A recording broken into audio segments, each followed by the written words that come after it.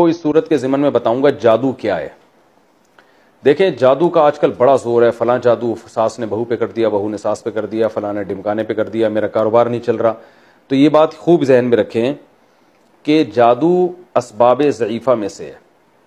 اسباب ضعیفہ کہتے ہیں کہ ان اسباب میں سے ہے جن پر اکثر نتیجہ مرتب نہیں ہوتا۔ ہم دنیا میں جتنے بھی کام کرتے ہیں نا، تو ہر کام کے کوئی نہ کوئی سبب ہوتا ہے، ریزن ہوتی ہے۔ مثال کے طور پر آپ کو پیاس لگ رہی ہے تو آپ کی پیاس بجھے گی نہیں جب تک پانی نہیں پئیں گے، تو جب آپ پانی پئیں گے تو پیاس فوراً بجھ جائے گی، آپ کی لازمی بجھتی ہے، اللہ کی عادت ہے۔ بھوک کے وقت جب آپ کھانا کھائیں گے تو کھانا کھاتے ہی آپ کی بھوک مٹ جائے گی، لازمی مٹے گی، اللہ کی عادت ہے۔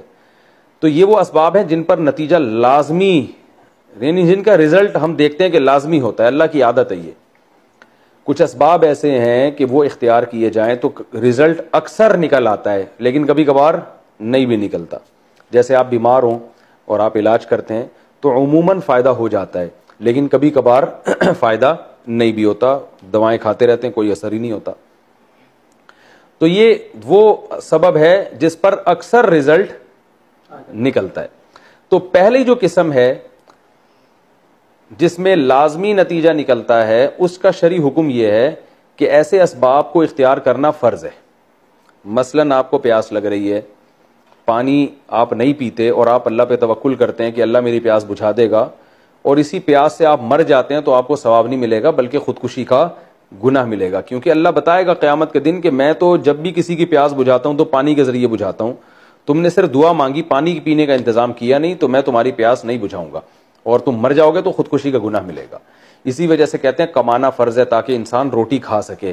اس معاملے میں اللہ پہ توکل تو کرنا ہے، لیکن توکل کا یہ مطلب کہ اسباب اختیاری نہ کرے، یہ حرام ہے، ناجائز ہے، اور مر گیا تو خودکشی کا گناہ ہوگا۔ دوسرا جو اسباب ہیں جن میں آتا ہے کہ کبھی اکثر نتیجہ مرتب ہو جاتا ہے لیکن کبھی کبھار نہیں بھی ہوتا، وہ ہے بیماری میں علاج کرنا۔ اب آپ بیماری میں علاج کرتے ہیں تو اکثر ٹھیک ہو جاتے ہیں لیکن بعض دفعہ نہیں بھی ہوتے، تو یہ والا سبب جو ہے نا، یہ اختیار کرنا سنت ہے، فرض نہیں ہے۔ یہی وجہ ہے تمام فقہا کا اس پر اتفاق ہے کہ اگر آپ بیمار ہوئے اور آپ نے علاج نہیں کرایا اور آپ مر گئے تو گناہ نہیں ہوگا، آپ کو خودکشی کا گناہ نہیں ہوگا۔ قیامت کے دن آپ اللہ کے سامنے آتے ہیں تو اللہ آپ سے پوچھتا ہے کہ تم جب بیمار تھے تم نے اپنی زندگی بچانے کے لیے علاج کیوں نہیں کیا؟ تو آپ کہہ سکتے ہیں اللہ مجھے کوئی یقین تھوڑی تھا کہ علاج کر کے شفا ملے گی، بہت سے لوگ ہم نے دیکھے علاج ہوا پھر بھی نہیں، تو میں نے کہا ہو سکتا ہے ہم بھی ٹھیک نہ ہو، تو اب میں نے صرف توکل کیا تجھ پر، تو ثواب تو نہیں ملے گا لیکن گناہ بھی نہیں ملے گا، کیونکہ بہت دفعہ ایسے ہوتا ہے بغیر علاج کے ٹھیک ہو جاتا ہے آدمی، اور بہت دفعہ علاج کرنے سے بھی ٹھیک نہیں ہوتا۔ تو اس لیے کہتے ہیں تاکید ہے علاج کرنا چاہیے، لیکن علاج کرنا کوئی فرض و واجب نہیں ہے۔ کوئی اس میں اللہ پہ توکل کرنا چاہے تو توکل کر سکتا ہے، اگرچہ اس توکل کا ثواب نہیں ملے گا لیکن گناہ بھی نہیں ملے گا، بلکہ نامناسب کہا جائے گا اس توکل کو، کیونکہ علاج کرنا پیغمبر کی سنت ہے۔ تیسری قسم ان اسباب کی ہے جن پر اکثر نتیجہ مرتب نہیں ہوتا، کبھی کبھار تکے میں ہو جاتا ہے۔ تو یہ تعویذ، رقیہ اور یہ جو ہے جادو، یہ ایسے اسباب ہیں جن پر اکثر نتیجہ مرتب نہیں ہوتا، کیونکہ اگر ان پر زیادہ تر نتیجہ مرتب ہو رہا ہوتا تو نظام عالمی تباہ و برباد ہو جاتا۔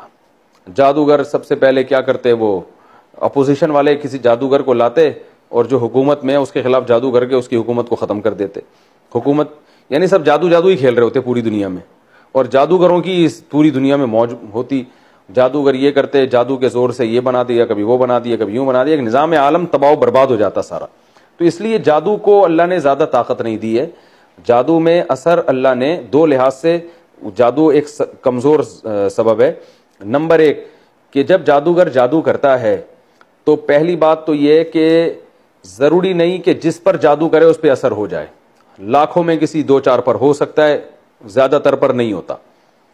اور دوسرا یہ بھی ہے کہ جتنا جادو کرے گا ضروری نہیں اتنا اثر ہو سکتا ہے اس کا آدھا 50% ہو، اس نے تو جادو کیا تھا مارنے کے لیے مگر آپ مرے نہیں، تھوڑے بہت کچھ اثر ہو جائے آپ کے اوپر۔ تو یہ جادو ایک کمزور چیز ہے۔ سوال پیدا ہوتا ہے اگر جادو کمزور چیز ہے تو رسول اللہ صلی اللہ علیہ وسلم جو سید الانبیاء تھے، اتنے طاقتور تھے، ان پر کیوں اثر ہو گیا؟ تو علماء نے اس کی حکمت بیان کی ہے کہ آپ صلی اللہ علیہ وسلم پہ جادو کا اثر اللہ نے ہونے دے دیا تھا، اس لیے ہونے دے دیا تھا کہ یہودی آپ کو جادوگر کہتے تھے۔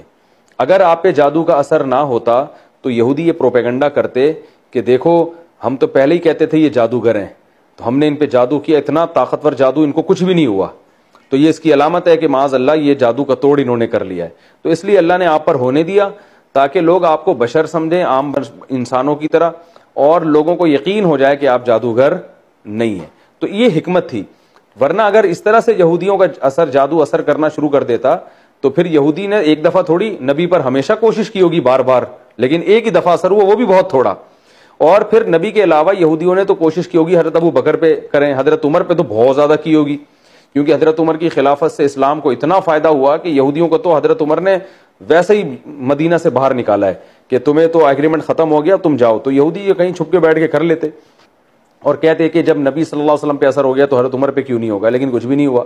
اور ہمیں کوئی نہیں ملتا کہ حضرت عمر نے کوئی توڑ کی کوشش کی ہو، کیونکہ صحابہ کرام ان چیزوں میں زیادہ نہیں وہ پڑھتے تھے۔